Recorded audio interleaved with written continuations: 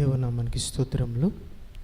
ఈ యొక్క Bible study ఆరాధనలో పాల్పంపులు పొందినటువంటి మీ అందరికీ నా హృదయపూర్వక వందనాలు తెలియజేస్తున్నాను. రండి, కొద్దిసేపు లేఖనాన్ని ధ్యానం చేద్దాం. పరిశుద్ధ గ్రంథము నుండి గలతీయులకు రాసిన పత్రిక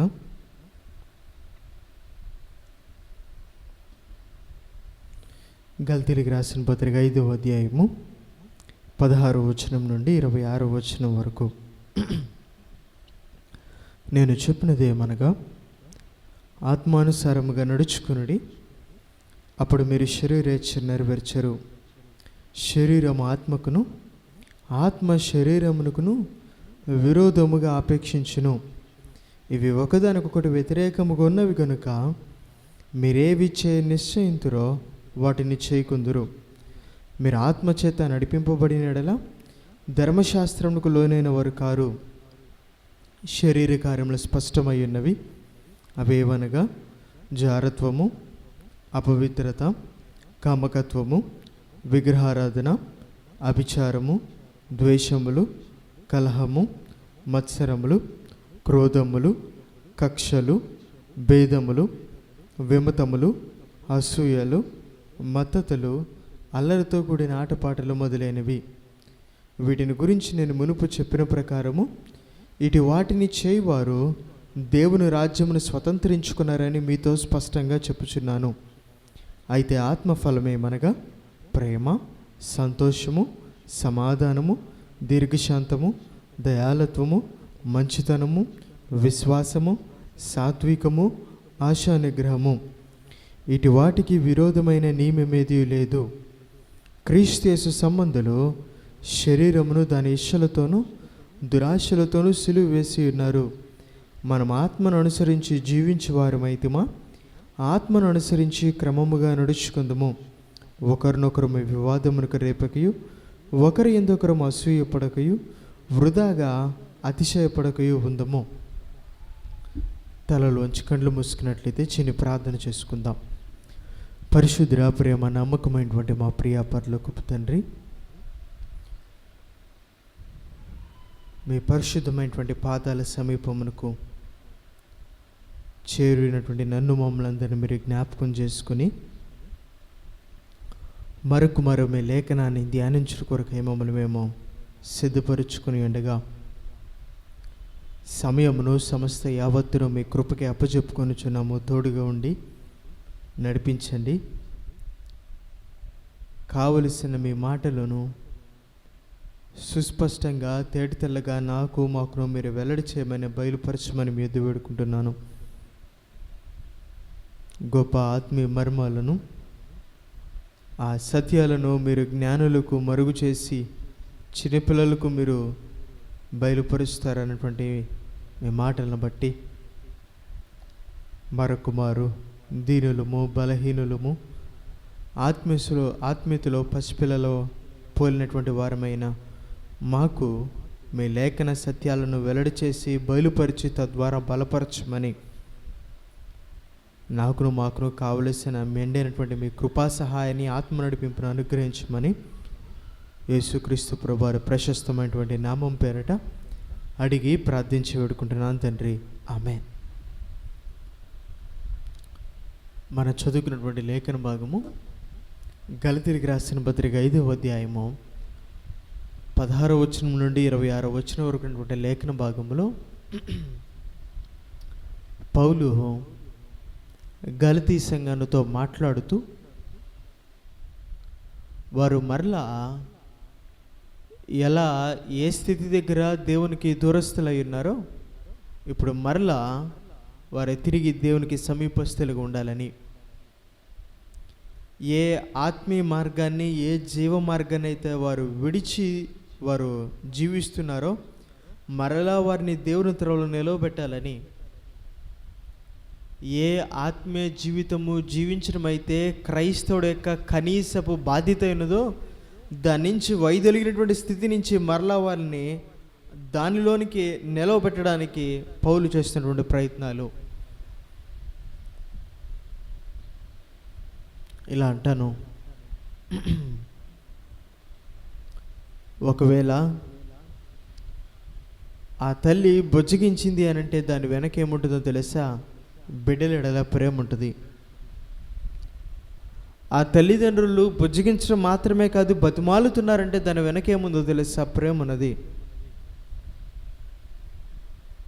బుజ్జగించడం మాత్రమే కాదు, బతిమాలడం మాత్రమే కాదు, హెచ్చరిస్తున్నా సరే దాని వెనక ఏముందో తెలుసా? ప్రేమ ఉన్నది. ఖండిస్తున్నా సరే దాని వెనక ఏముందో తెలుసా? ప్రేమ ఉన్నది. ఒకవేళ బుజ్జగించడమే కాదు, బతిమాలడమే కాదు, ఖండించడమే కాదు, హెచ్చరించడమే కాదు, గద్దించడమే కాదు, శిక్షించినా సరే దాని వెనక ఏముంటుందో తెలుసా? ప్రేమయే. ఆ ప్రేమ ఏం చేస్తుంది అని అంటే, వారిని ఎలాగైనా తిరిగి వారిని సరిచేయాలి, సంపూర్ణులు చేయాలి, వారిని సంస్కరించాలి, వారిని మరలా ఆత్మీయతలో త్రోవలోనికి నిలవబెట్టాలి అన్నటువంటి ఆలోచన మాత్రమే ఆ ప్రేమ కలిగి ఉండేటువంటిది. దాని కొరకు వారు దేనినైనా చేస్తారు. ఇప్పుడు అంటాను ఇట్లా, ఆ తల్లిదండ్రులు ఎన్నడూ ఇలా ఆలోచించరు.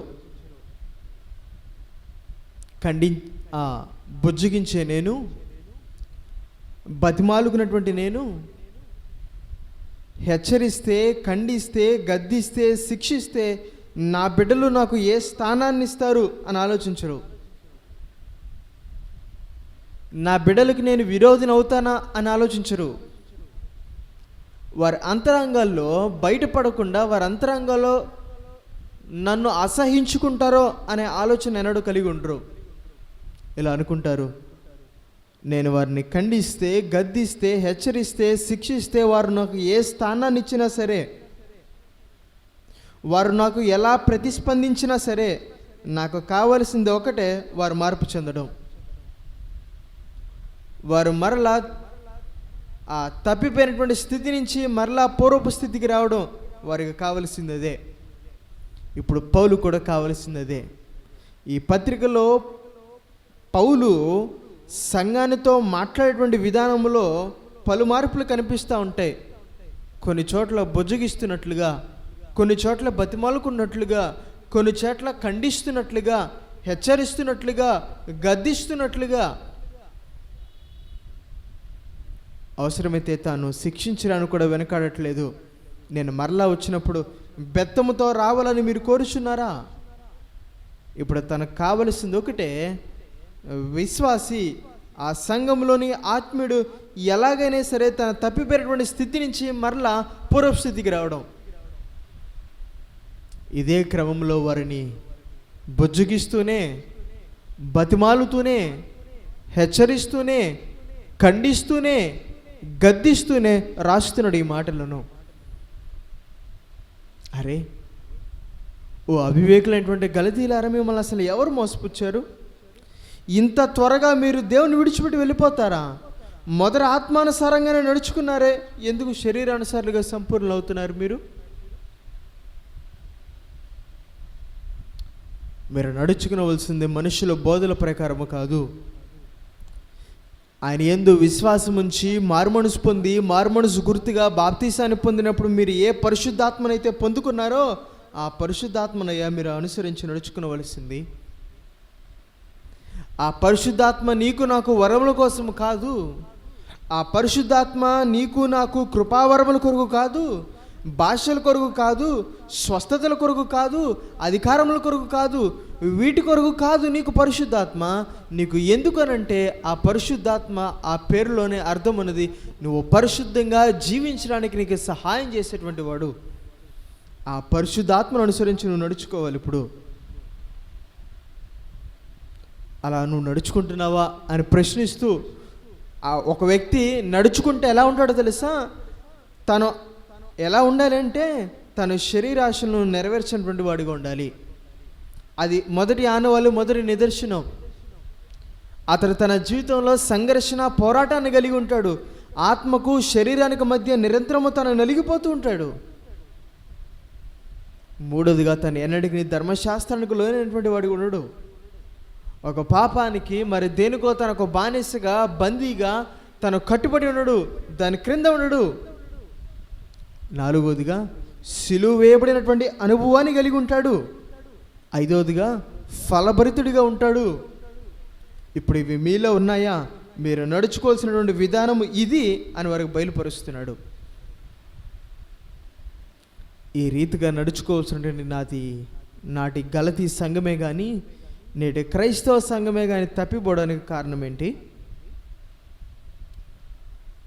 నాటి గలతీ సంఘమే కానీ నేటి క్రైస్తవ తరమే కానీ దీనికి దూరం అవడానికి కారణం ఏంటి? వీటి ఆనవాళ్ళు నాటి సంఘంలోనే కానీ నేటి తరంలోనే కానీ ఆనవాళ్ళు సైతము కనిపించకపోవడానికి కారణం ఏమిటి? వైఫల్యాలేగా. ఒప్పుకోకపోయినా, అంగీకరించకపోయినా, మన అంతరంగం మన మీద దోషారోపణ చేసినప్పుడు దాని గొంతును నొక్కేసినా సరే దీన్ని అంగీకరించి తీరవలసిన వారమే. పూర్తిగా మన వైఫల్యము. సంఘములో ఎటువంటి వైఫల్యాలు ఉంటాయో, సంఘం చేసేటువంటి తప్పుడు అడుగులేమిటో సూక్ష్మంగా పరిశీలిస్తూ వస్తున్నాం. మరొకటి నేను జ్ఞాపకం చేసే లేఖనంలో ముందు కొనసాగిపోతాను. రండి నాతో గలతీయులకు రాసిన పత్రిక 2వ అధ్యాయము 7వ వచనం నుండి 9వ వచనం వరకు చదువుతాను.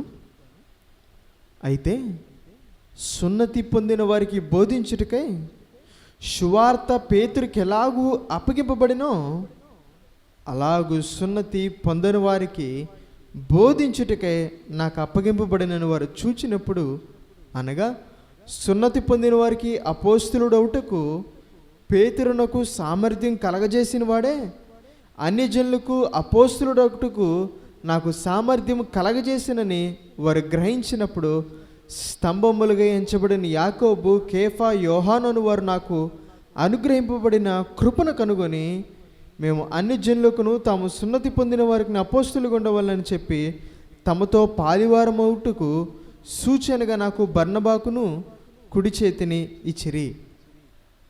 చెప్తున్నాడు అక్కడ 7 నుండి 9 వచనాల్లో, సున్నతి పొందిన వారికి సువార్త ప్రకటించడానికి పేతురుకి ఎలాగూ అప్పగింపబడినో, సువార్త పొందని వారికి, అంటే సున్నతి పొందని వారికి సువార్త ప్రకటించడానికి నాకు అలా భారం అప్పగింపబడింది.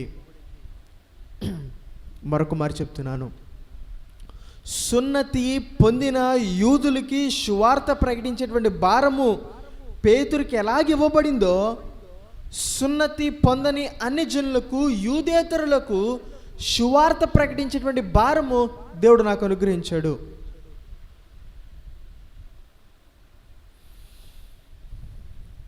ఇప్పుడు సంఘం ఎక్కడ విఫలమవుతుందో తెలుసా? భారాన్ని కలిగి ఉన్నట్లో మొట్టమొదటిగా భారాన్ని కలిగి ఉండటంలో సంఘం విఫలమవుతుంది. ఇలా అంటాను, ఇక్కడ ఏ పౌలైతే ప్రస్తావిస్తున్నాడు ఈ మాటలను,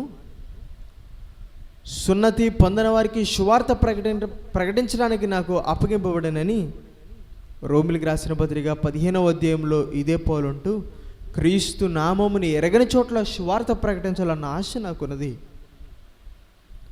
తన గురి ఏమిటి? తన మనసు ఎక్కడ?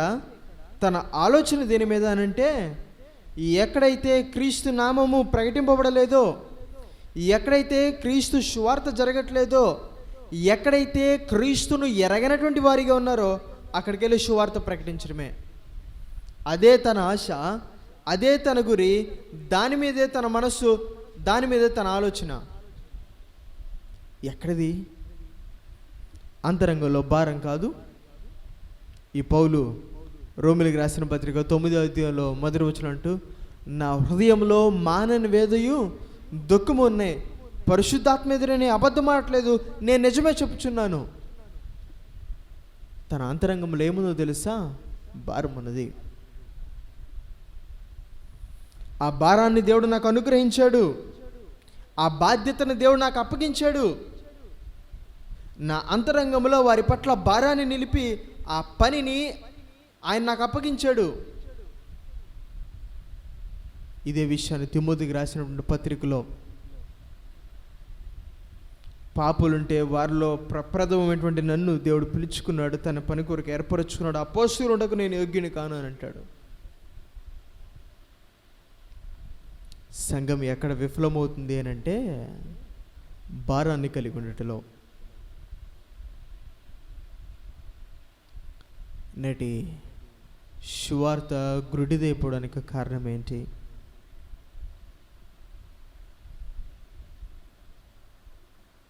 ఇలా అంటాను, నేటి సువార్త గ్రుడ్డిదైపోవడము అని అంటే ఇదివరకటిలాగా సంఖలో బైబిల్ని పెట్టుకుని, భుజానికి ఒక సంచిని తగిలించుకుని, చేతిలో ఒక బాకాన్ని పెట్టుకుని ఊరూరు తిరగనవసరం లేదనుకుంటున్నాను.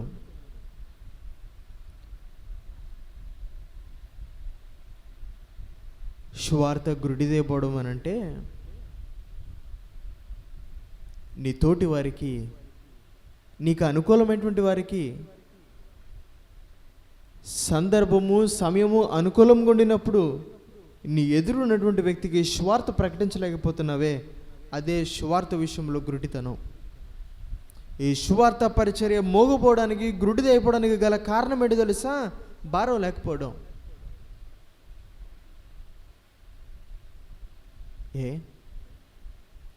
నీ భర్త మారకపోతే, నీ భార్య మారకపోతే, నీ బిడ్డలు మారకపోతే, నీ తల్లిదండ్రులు మారకపోతే వారి పట్ల కలిగి ఉన్నటువంటి వేదన, ప్రసవ వేదన ఎందుకు ఇతరుల పట్ల కలిగి ఉండలేకపోతున్నావు? ఆ దుఃఖము, ఆ భారం ఎందుకు ఇతర వ్యక్తుల పట్ల ఉండట్లేదు? భారం లేకపోవడం కాదు, వాడి అవసరం తెలియదు, వాడి అక్కర తెలియదు, వాడి ఇబ్బంది తెలియదు. చాలాసార్లు అనుకుంటాము, పొరుగువాణి, ఎదుటివాణి దీన స్థితిలో ఉన్నటువంటి వాడికి కడుపు నింపి తన దారిద్ర్యంలో తనకి సహాయాన్ని చేసి తన దిగంబరత్వాన్ని కప్పి ఇలా అనుకుంటాము, నేను మంచి సాంబ్రాణ్ణి పోలిన భక్తి, ఆకలిగొని వాడికి అన్నం పెడుతున్నాను, దరిద్రతలో ఉన్న వాడికి సహాయం చేస్తున్నాను, దిగంబరుడున్నటువంటి వాడికి వస్త్రాన్ని ఇస్తున్నాను.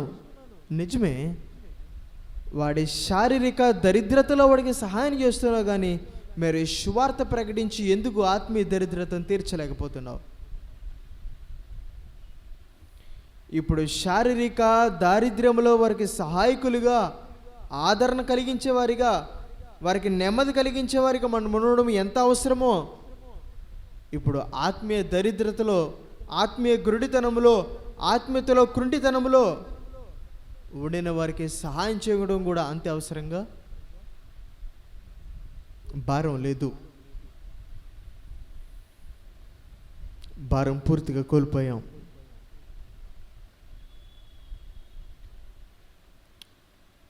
ఇలా అంటాను, ఆనాడు అపోస్తలులు మందిరానికి వెళ్తూ సహాయాన్ని చేయమని కోరినటువంటి వ్యక్తికి శారీరక అవసరతనే కాదు తీర్చింది, ఆత్మీయ అవసరతను కూడా. వారు అన్నారు, మా దగ్గర ఏమీ లేవు, మాకు కలిగి ఉన్నదానిని యేసును నీకు ఇస్తున్నాం.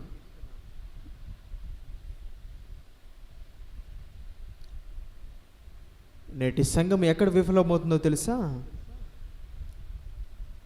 భారాన్ని కలిగి ఉండటంలో విఫలమవుతుంది. మునుపటి ఆనాటి క్రైస్తవ తరంలోనే గనక, మునుపటి మన ముందుండి నడిచినటువంటి భక్తులలోనే గనక భారమైనటువంటిది లేకపోతే నేటికి క్రైస్తవం ఉనికిలో ఉండేది కాదేమో, భారతదేశం ఈ రీతిగా వెలిగింపబడేది కాదేమో. నాటి భక్తులలో ఎంత భారము! నాడు వారు మోకాళ్ళు నీ ప్రపంచ దేశ పటాలపై చేతులుంచి భారంతో కన్నీటితో ప్రార్థించారు. వారు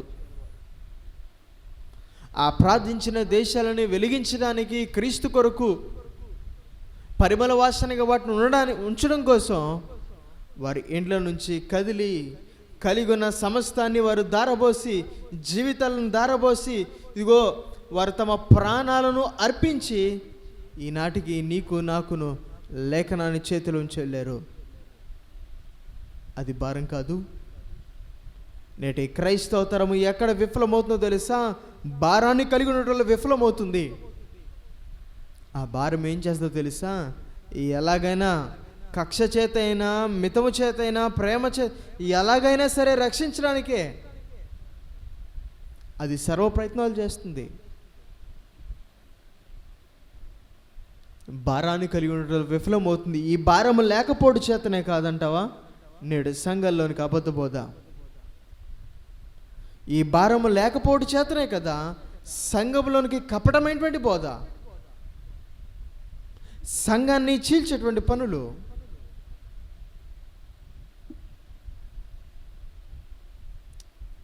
అంత మాత్రమే కాదు కానీ, భారాన్ని కలిగిన దగ్గర విఫలమవడం మాత్రమే కాదు కానీ, భారాన్ని కలిగి ఉన్న వారిని గుర్తించడంలో కూడా విఫలమవుతుంది సంఘం.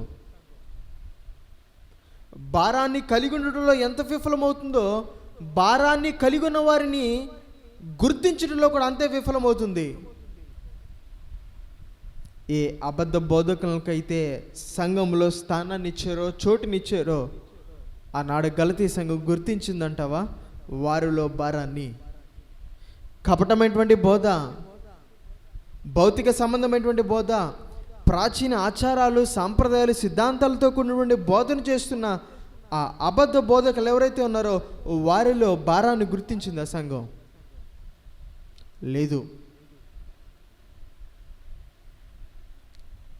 మనము భారము కలిగి ఉండడం ఎంత అవసరమో, భారాన్ని కలిగి ఉన్న వారికి సహకారులుగా ఉండడం కూడా అంతే అవసరం. గుర్తించి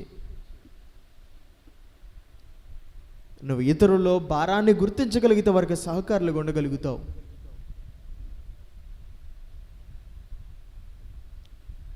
ఇప్పుడు ఇలా అంటాను, ఇప్పుడు ఎవరు ఈ తిమోతి పౌలుకి? మరణపు పడకల మీద తిమోతికి పత్రికను రాస్తున్నాడే పౌలు. ఇప్పుడు తిమోతి ఎవరో తెలుసా? పౌలుకి ప్రియమైన వాడు, ఆత్మీయతలో పౌలు చేత కన్నబడవాడు, పౌలుకి కుమారుడు వంటి వాడు, సహకారి. ఇప్పుడు పౌలు పరిచర్యలో, పౌలు యొక్క ఆత్మల సంపాదనలో, పౌలు యొక్క సంఘ స్థాపనలో ఇప్పుడు తిమోతి ఎవరు? ఇలా అంటాను, నేడు సంఘంలో నువ్వెవరు? నేడు సంఘంలో నువ్వెవరు? ఒక అలంకరణగా వచ్చి వెళ్ళేటువంటి వాడవే కానీ సంఘంలో ఎంత మాత్రము నువ్వు ఒక సహకారిగా ఉండనటువంటి వాడువు.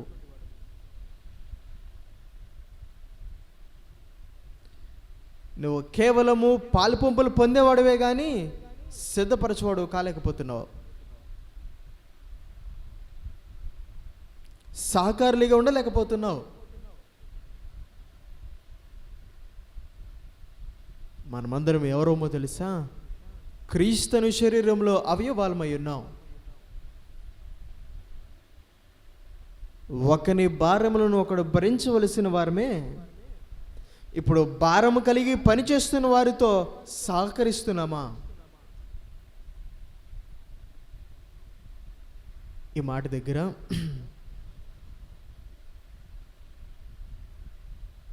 సేవకుడు యొక్క మనసు ఎలా ఉంటుందంటావు?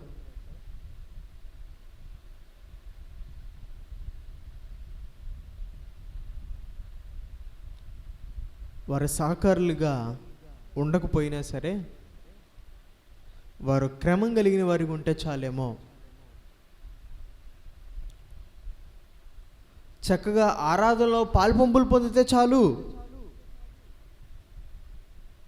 వారు సహకారులుగా ఉండక్కర్లా, పని చేయక్కర్లా, కనీసం ఆరాధనకు వస్తే చాలు. ఆరాధనలో క్రమంగా ఉంటే చాలు.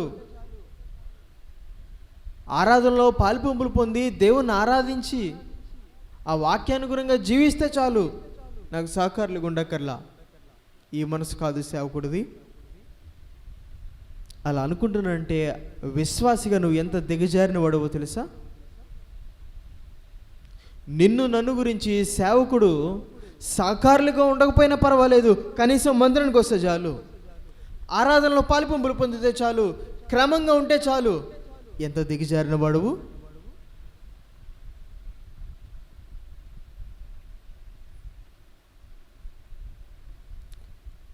భారాన్ని కలిగిన వారితో సహకారులుగా ఉండవలసినటువంటి మనల గురించి ఆ భారాన్ని వెళ్ళినటువంటి వ్యక్తి అనుకున్నటువంటి భావన ఇదా?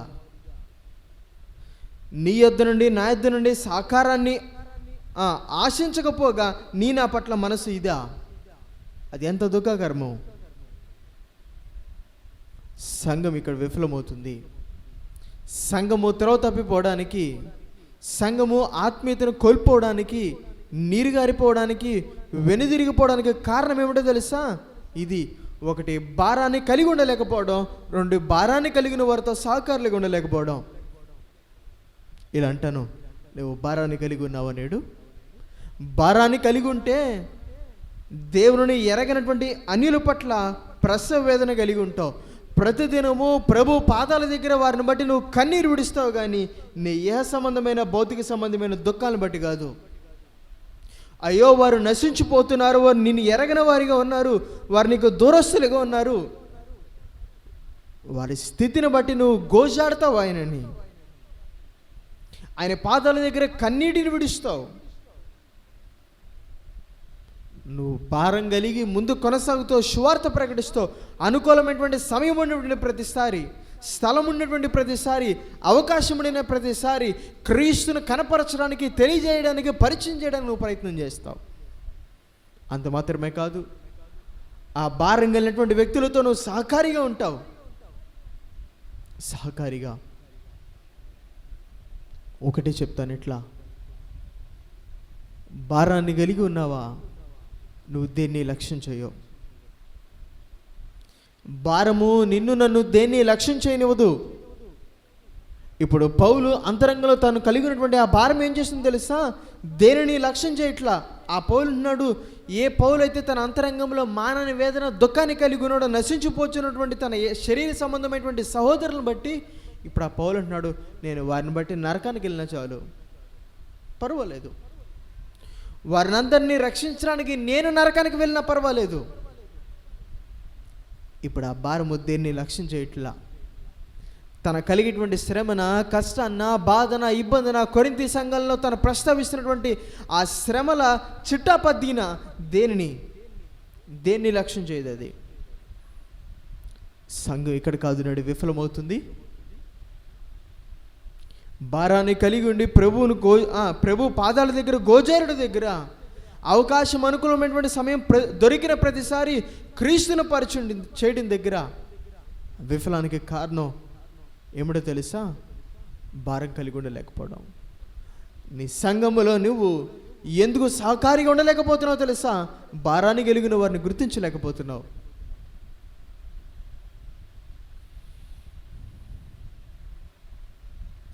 సంఘం విఫలం కావడానికి కారణం అదే. నేటి క్రైస్తవ సంఘమైన మనమందరూ ఈ రెండింటి దగ్గర ప్రశ్నించుకోవాల్సిన వారము. ఒకటి, భారము కలిగి ఉన్నామా? రెండు, భారాన్ని కలిగిన వారిని గుర్తించి సహకారులుగా ఉంటున్నామా? అంతే. ఇవి ఎంత అత్యవసరమైనటువంటివి క్రైస్తవ సంఘానికి నేడు. ఎంత కావలసినటువంటివి, ఎంత అలవరుచుకోవలసినటువంటివి. నేటి నుంచైనను తిరిగి మన జీవితాలని సరి చేసుకునడానికి ప్రయత్నం చేసుకుంటూ ముందుకు కొనసాగుదాం. గలతీయులకు రాసిన పత్రిక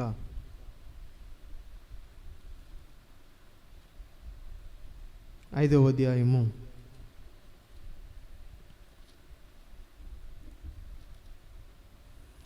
22వ వచనం చూసినట్లయితే, అయితే ఆత్మఫలమేమనగా ప్రేమ, సంతోషము, సమాధానము, దీర్ఘశాంతము, దయాళత్వము, మంచితనము, విశ్వాసము, సాత్వికము, ఆశానిగ్రహము, ఇటు వాటికి విరోధమైన నియమమేదీ లేదు.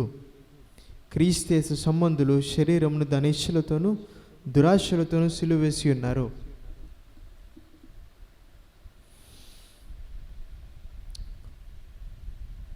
ఆత్మఫలములను ధ్యానం చేస్తూ మొట్టమొదటిగా ప్రేమ, రెండవది సంతోషము, మూడవది సమాధానము, నాలుగవది దీర్ఘశాంతము.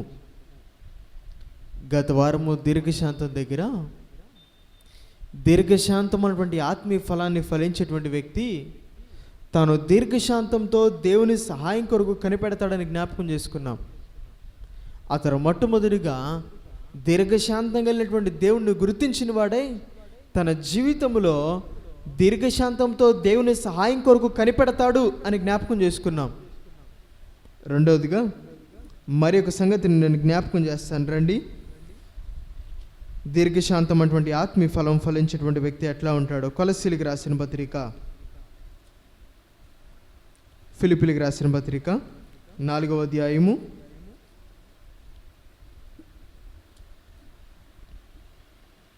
5వ వచనాన్ని చూచినట్లయితే, మీ సహనమును సకల జనులకు తెలియబడనీయుడి, ప్రభువు సమీపముగా ఉన్నాడు. మరలా చదువుతాను. 5వ వచనం, 4వ అధ్యాయం 5వ వచనము, మీ సహనమును సకల జనులకు తెలియబడనీయుడి, ప్రభువు సమీపముగా ఉన్నాడు.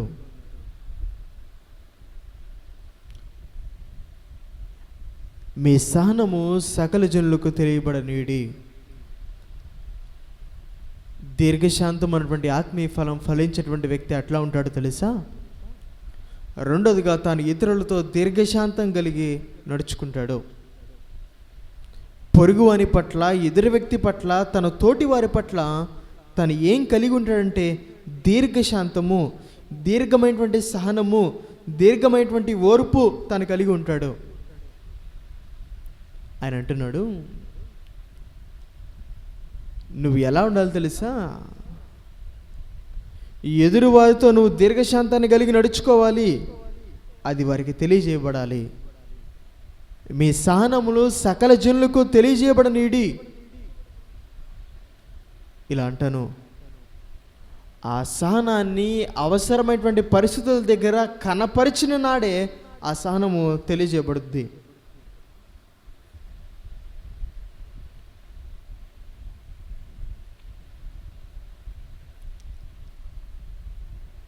ఇప్పుడు అంటాను ఎట్లా, ఆ భర్త యొక్క సహనం ఎట్లా తెలియజేయబడుద్ది, ఆ భార్య యొక్క సహనం ఎట్లా తెలియజేయబడుద్ది, ఆ తల్లిదండ్రుల యొక్క సహనము ఎప్పుడు తెలియజేయబడుద్ది, బిడ్డల యొక్క సహనము ఎప్పుడు తెలియజేయబడుద్ది. ఇలా అంటాను, ఆ భార్య ఎప్పుడైతే విధేయురాలు కాదో, నెమ్మదినివ్వాల్సినటువంటి ఆ స్త్రీ కుటుంబాన్ని కట్టుకోనవలసినటువంటి ఆ స్త్రీ ఎప్పుడైతే కుటుంబానికి ఒక ముళ్ళులాగా ఉంటుందో అప్పుడు తెలియజేయబడుద్ది ఆ భర్త యొక్క సహనం ఎటువంటిదో. అప్పుడు తెలియజేయబడుతుంది ఆ వ్యక్తి యొక్క దీర్ఘశాంతం ఏమిటో.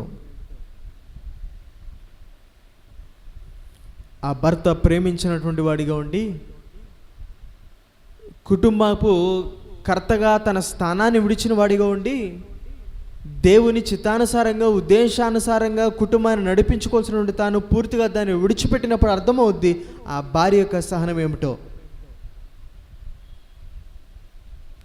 ఆ బిడ్డలో పూర్తిగా మాట విననటువంటి వారిగా ఉండి విరోధస్తులుగా తమ ఇష్టానుసారంగా నడుచుకుని జీవిస్తున్నప్పుడు అర్థమవుద్ది ఆ తల్లిదండ్రుల యొక్క దీర్ఘశాంతం ఏమిటో. ఆ తల్లిదండ్రులు ఆత్మీయతలో పెంచవలసినటువంటి విధానాన్ని పూర్తిగా విడిచిపెట్టి తల్లిదండ్రులుగా తమ బాధ్యతలను విస్మరించినటువంటి వారిగా ఉంటారో అప్పుడు అర్థమవుద్ది ఆ బిడ్డల యొక్క దీర్ఘశాంతం ఏమిటో. ఖచ్చితంగా ఆ పరిస్థితులు మన ఆత్మీయ జీవితాలు ఎదురవుతాయి. ఆ ఎదురైనప్పుడే అర్థమవుద్ది ఎదురువాని పట్ల మనం దీర్ఘశాంతం కలిగి ఉన్నామో లేదో. ఇలా అంటాను, ఎందుకు నువ్వు గుర్తించలేకపోతున్నావు? నీ భార్య యొక్క అవిధేయత నీ దీర్ఘశాంతానికి ఒక కొలమానిక అని ఎందుకు గుర్తించలేకపోతున్నావు? నీ భర్త యొక్క ప్రేమ లేని తత్వము నీ దీర్ఘశాంతానికి ఒక కొలమానిక అని ఎందుకు గుర్తించలేకపోతున్నావు? నీ బిడ్డల యొక్క అవిధేయత తల్లిదండ్రులుగా మీ దీర్ఘశాంతానికి అది ఒక కొలమానిక అని ఎందుకు గుర్తించలేకపోతున్నావు? తల్లిదండ్రులు వారి బాధ్యత లేని తత్వము బిడ్డలుగా మీకు అది ఒక కొలమానిక అని ఎందుకు గుర్తించలేకపోతున్నారు? మీ సహనము సకల జనులకు తెలియజేయబడనివిడి. ఇలా అంటాను, ఎదురువానితో దీర్ఘశాంతాన్ని కలిగి ఉండడం అని అంటే మనము ప్రతిస్పందించగలిగినటువంటి స్థానంలో స్థాయిలో ఉండి కూడా మౌనాన్ని కనపరచడమే. మనము ప్రతిస్పందించగలిగినటువంటి ఆ స్థితిలో ఉండి కూడా మృదువుగా ఉండడమే ఎదురువానితో దీర్ఘశాంతం అని అంటే. ఒక మాట నేను మీకు జ్ఞాపకం చేస్తాను, పూర్తిగా అర్థమవుద్ది మీకు. కొరింథీయులకు రాసిన 2వ పత్రిక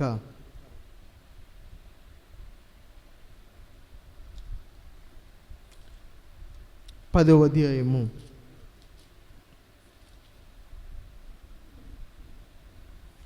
1వ వచనంలో చూసినట్లయితే, మీ ఎదుట ఉన్నప్పుడు మీలో అనుకోగలవాడనైనట్టు, ఎదుట లేనప్పుడు మీ ఎడల ధైర్యం గలవాడనైనట్టు పౌలను నేనే యేసుక్రీస్తు యొక్క సాత్వికమును మృదుత్వమును బట్టి మిమ్మల్ని వేడుకొనుచున్నాను. పౌలు అంటున్నాడు, నేను ఎవరినో తెలుసా? మీ ఎదుట ఉండినప్పుడు నేను అనుకోగలవాడను, మీ ఎదుట లేనప్పుడు నేను ధైర్యం గలవాడను. ఎందుకు ఆ మాటను ప్రస్తావిస్తున్నారంటే, తాను కొరింథీ సంఘములో జరుగుతున్నటువంటి కలవరాన్ని బట్టి, అలజడిని బట్టి తాను పత్రికను రాస్తున్నప్పుడు సంఘములో వినబడినటువంటి విషయం ఏమిటి అని అంటే, పౌలు ఒక పిరికివాడు,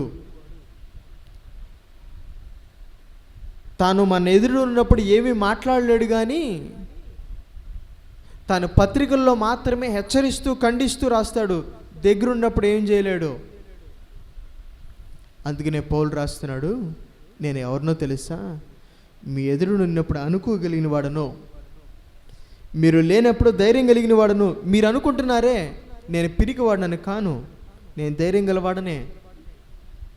కానీ నేను మీ ఎదుట ఉన్నప్పుడు ఎవరినో తెలుసా? అనుకోగలవాడను. నేను అంటున్నాడు, ఆ వచనంలో చివరిగా అంటున్నాడు, సాత్వికమును మృదుత్వమును బట్టి మిమ్మల్ని బతిమాలుకొనుచున్నాను. ఇలా అంటాను, సంఘానికి నాయకుడిగా తన ఆధిపత్యాన్ని, తన అధికారాన్ని తాను కనపరచగలిగినటువంటి స్థాయిలో ఉండి కూడా తను ఏం చేస్తున్నాడు తెలుసా? సంఘాన్ని ఇప్పుడు బతిమాలుతున్నాడు. వారి అవిధేయతను బట్టి వారిని బతిమాలుతున్నాడు. వారి అవిధేయతను బట్టి మృదువుగా సాత్వికంతో వారిని వేడుకుంటున్నాడు. వారి ఎదుర తను తగ్గించుకుంటూ అనుకోగలిగి ఉంటున్నాడు. ఇది కాదు ఎదుటి వారి పట్ల దీర్ఘశాంతం అని అంటే. ఇప్పుడు సంఘము అవేదేలుగా ఉండినప్పుడు అది ఏమిటో తెలుసా? పౌలు యొక్క దీర్ఘశాంతానికి అది ఒక కొలమానిక. అతడు ఎంత దీర్ఘశాంతం కలిగిన వాడో లెక్కించేటువంటి ఒక మెజరబుల్ టూల్ అది.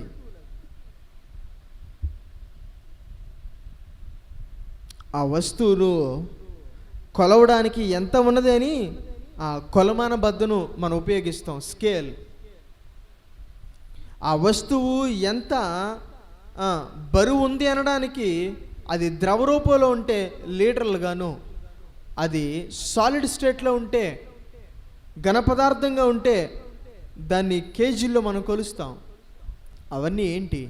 అవి ఎంత, దాని సామర్థ్యం ఎంత, అవి ఎంత అని కొలిచేటువంటి కొలమానికలు. ఎదురువాని పట్ల మనకు కలిగి ఉన్నటువంటి దీర్ఘశాంతానికి వారి అవిధేయత, వారి బలహీనత, వారిలో లోపాలు మనకు కొలమానికలు. అయితే ఇప్పుడు వాటి దగ్గర మనం ఎదురువారి పట్ల దీర్ఘశాంతం కలిగి ఉండాలి. ఎదురువాని పట్ల దీర్ఘశాంతము కలిగి ఉండమనంటే ప్రతిస్పందించగలిగినటువంటి స్థాయిలో ఉండి కూడా మౌనంగా ఉండడం, మృదుగా ఉండడమే దీర్ఘశాంతం. ఇలా అంటాను, ఏ మోషే అయితే దేవుని చేత నా ఇల్లంతటిలో నమ్మకమైన వాడు, భూ ప్రజలందరిలో మిక్కిలి సాత్వికుడు అని సాక్ష్యాన్ని పొందాడో అతడు ఎవరో తెలుసా? ఎదురువాని పట్ల దీర్ఘశాంతం కలిగిన వాడు. తన అన్న, తన అక్క తనను నిందిస్తున్నా, తనను దూషిస్తున్నా, చెడ్డ మాటలల్లా పలుకుతున్నా సరే తాను మౌనంగానే ఉన్నాడు, తాను మృదువుగానే ఉన్నాడు. పళ్ళతో ఒక మాట అనలా, ప్రతిస్పందించగలిగినటువంటి స్థాయిలో ఉండి కూడా తాను మౌనంగానే ఉన్నాడు. ఇది కాదు ఎదురువాని పట్ల దీర్ఘశాంతం కలిగి ఉండడం అని అంటే. ఇలా అంటాను, ఇప్పుడు నీ భర్త పట్ల నీకున్నటువంటి దీర్ఘశాంతం ఎంత? నీ భార్య పట్ల నువ్వు కలిగి ఉన్నటువంటి దీర్ఘశాంతం ఎంత? నీ బిడ్డల పట్ల నువ్వు కలిగి ఉన్నటువంటి దీర్ఘశాంతం ఎంత? నీ తల్లిదండ్రుల పట్ల నువ్వు కలిగి ఉండినటువంటి దీర్ఘశాంతం ఎంత? నీ విశ్వాసుల పట్ల నువ్వు కలిగి ఉండినటువంటి దీర్ఘశాంతం ఎంత? ఈ ప్రశ్నను మోషేని అడిగితే చెప్తాడు, మోషే, నా అన్న, నా అక్క నన్ను నిందిస్తున్నా, చెడ్డ మాటలు పలుకుతున్నా, మౌనంగా కూర్చుని ఏడ్చేటువంటిది నా దీర్ఘశాంతం, అంతా నా దీర్ఘశాంతం అని చెప్పగలడు. పౌలుని అడిగితే సంఘానికి నాయకుడిగా, అధిపతిగా ఉండి కూడా దేనిని కనపరచకుండా బతిమాలుకున్నానయ్యా, వేడుకున్నానయ్యా, అది నా దీర్ఘశాంతం, నా దీర్ఘశాంతం ఎంత అని చెప్పగలడు. నీదెంత? ఎదురువాని పట్ల నీ దీర్ఘశాంతం ఎంత? చెప్పలేనటువంటి వారిగా ఉండిపోతున్నాం.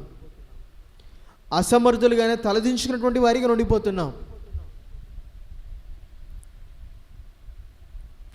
చానాల క్రితము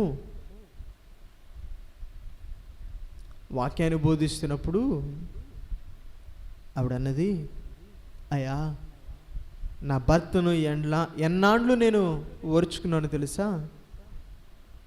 ఆయన నా నెత్తి మీద చెంబు పెట్టి కొడితే చెంబు చొట్టపడిపోయేది. తను చనిపోయేంత వరకు నేను తను ఓర్చుకుంటూనే వచ్చాను.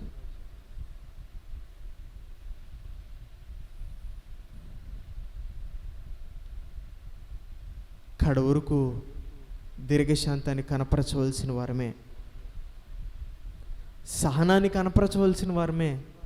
ఇలా అన్నాడు ఆయన పేతురుతో, 70 ఏళ్ల మార్లు మట్టుకయ్యా నువ్వు నీ సహోదరిని క్షమించాల్సింది 7 మార్లు మట్టు కాదు, 70 మార్లు మట్టు కాదు, 70 ఏళ్ల మార్లు మట్టుకు.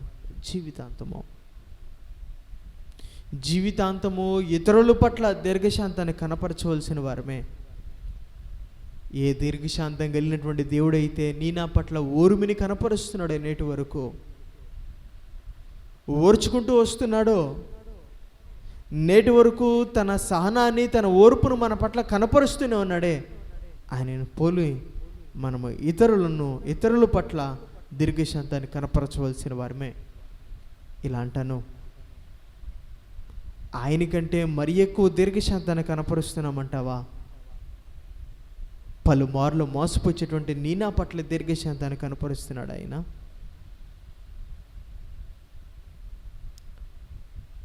కపట జీవితాన్ని, కపట మాటలను మాట్లాడి కపట జీవితాన్ని జీవించేటువంటి మన పట్ల దీర్ఘశాంతాన్ని కనపరుస్తున్నాడు. ప్రాణాన్ని పెట్టినా సరే మరిచి ఆయన్ని విడిచి జీవించేటువంటి మన పట్ల దీర్ఘశాంతాన్ని కనపరుస్తున్నాడు. పలుమార్లు ఆయన గాయాలు రేపేటువంటి మన పట్ల ఆయన దీర్ఘశాంతాన్ని కనపరుస్తున్నాడు. ఏమి మిగిల్చుకోకుండా సర్వాన్ని దారబోసి మనల్ని సర్వంగా ఎంచుకున్నా సరే ఆయన్ని వద్దని నడుచుకున్నటువంటి జీవితం జీవించేటువంటి మన పట్ల ఆయన దీర్ఘశాంతాన్ని కనపరుస్తున్నాడు. ఇట్లా అంటాను, నీ తోటి వాని పట్ల నువ్వు దీర్ఘశాంతాన్ని కనపరచలేవు. నిన్ను నన్ను ఓర్చుకుంటున్నాడు ఆయన. ఆయనను పోలికగా చేసుకుని, ఆయన్ని ఒక మాదిరిగా చేసుకుని, ఆయన్ని ప్రేరణగా తీసుకుని నీ భర్త పట్ల దీర్ఘశాంతాన్ని కనపరచలేవు,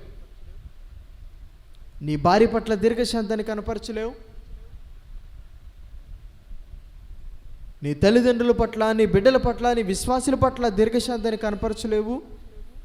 ప్రశ్నించుకుందాం. దీర్ఘశాంతం అన్నటువంటి ఆత్మీయ ఫలం ఫలించేవాడు ఎట్లా ఉంటాడో తెలుసా? తాను ఎదురువాని పట్ల దీర్ఘశాంతాన్ని కనపరుస్తాడు. ప్రతిస్పందించగలిగినటువంటి స్థితిలో ఉండి కూడా తను మౌనంగా ఉంటాడు, మృదువుగా నడుచుకుంటాడు. ఒక మోషే వలె, ఒక పౌలు వలె తిరిగి మన తప్పిపోయిన, ఓడిపోయిన, అసమర్థమైనటువంటి మన జీవితాలను ఆయన కృపగా అప్పచెప్పుకుందాం. ఈ రాత్రి ఒక తీర్మానాన్ని తీసుకుందాం. నాకు ఈ రాత్రి నా తోటి వారి పట్ల, నా ఎదురు వారి పట్ల నువ్వు ఎటువంటి దీర్ఘశాంతాన్ని కలిగి ఉన్నావు, ఆ దీర్ఘశాంతాన్ని కనపరచడానికి నాకు సహాయం చేయండి. నా భర్త పట్ల, నా భార్య పట్ల, నా తల్లిదండ్రుల పట్ల, నా బిడ్డల పట్ల, నా విశ్వాసుల పట్ల, నా తోటి వారి పట్ల నేను దీర్ఘశాంతం కలిగి ఉండడానికి, వారిలోని బలహీనతలు, వారిలోని లోపాలు నా దీర్ఘశాంతానికి ఒక కొలమానికగా నేను భావించి ఆనాటి మోషే వలె, పౌలు వలె నేను ఉండడానికి సహాయం చేయండి అని ఆయన కృపా సహాయాన్ని కోరుకుందాం. నమ్మదగిన దేవుడు మనం చాలిన కృపను అనుగ్రహించి నడిపిస్తాడు. తలలో ఉంచినట్లయితే ప్రార్థన చేసుకుందాం. పరిశుద్ధుల, ప్రేమ, నమ్మకమైనటువంటి మా ప్రియ పరలోకపు తండ్రి, మీ అపారమైనటువంటి ప్రేమకి మేము రుణస్థులమై ఉన్నాం. లేఖనపు లోతులోనికి తేరి చూచి మీరు బయలుపరిచినటువంటి గొప్ప విషయాలను మేము తెలుసుకొనడానికి మీరు కృప చూపారు. వందనాలు. సంఘముగా మేము భారాన్ని కలిగి ఉండటంలోనూ, భారాన్ని కలిగిన వారిని గుర్తించి సహకారులు ఉండటంలోనూ విఫలమైన వారమే, వెనుదిరిగినటువంటి వారమే, మీకు దూరస్థలమైన వారమే. క్షమించి మన్నించమని మీ యొద్ద వేడుకుంటూ మరొకమారు మా అసమర్థతతో మీ వైపు మేము చూస్తూ ఉండగా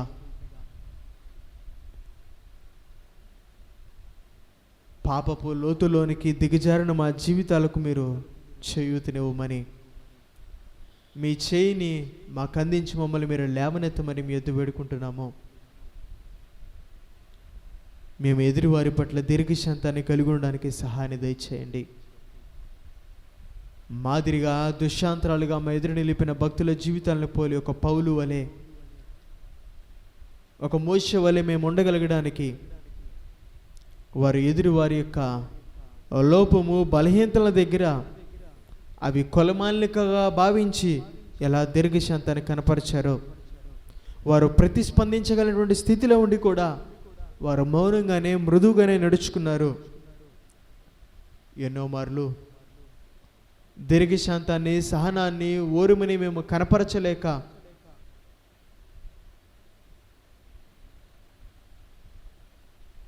మేము నిందించి, తీర్పు తీర్చి ఆ రీతిగా ప్రవర్తించినటువంటి జీవితాలు ఎన్నో. దయతో క్షమించండి. తిరిగి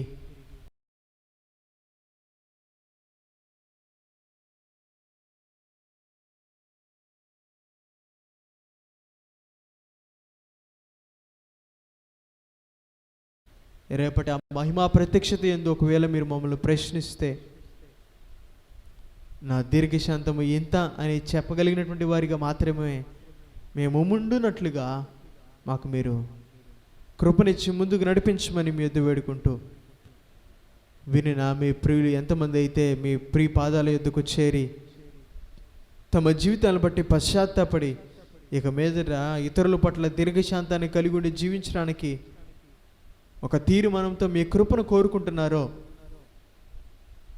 వారిని బలపరిచి ముందుకు నడిపించమని, విని తృప్తి చెంది మమ్మల్ని మేము మోసపుచ్చుకొనక మా అంతరంగాల్లో వాటిని తలపోసుకొనుచు దాని అనుగుణంగా జీవించగలడానికి ప్రయత్నం చేయగలిగిన వారిగా మమ్మల్ని మీరు నిలపమని, మీ చిత్తమైతే, మీరు ఆగడలాస్యమైతే మరొక పర్యాయం ఇదే రీతిగా కూడుకొనగలడానికి సహాయాన్ని దయచేయమని యేసుక్రీస్తు ప్రభు వారి ప్రశస్తమైనటువంటి నామం పేరట అడిగి ప్రార్థించి వేడుకుంటున్నాను తండ్రి.